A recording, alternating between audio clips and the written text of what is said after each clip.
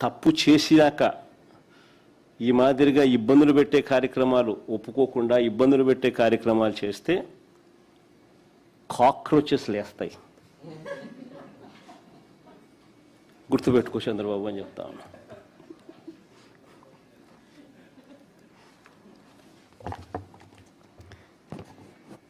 ఆంధ్ర రాష్ట్రంలో మేము కూడా కాక్రోచ్ అనుకో.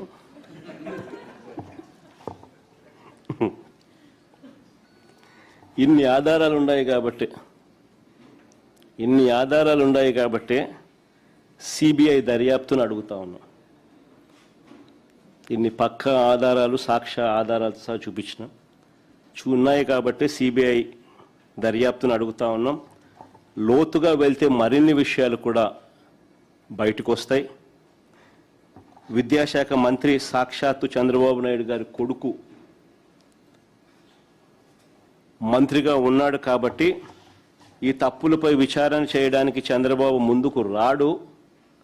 సరికదా ఎదురుదాడి చేస్తూ తప్పించుకునే ప్రయత్నం చేస్తాడు. కాబట్టి ఖచ్చితంగా సిబిఐ ఎంక్వైరీ కావాలి, వేయాలి.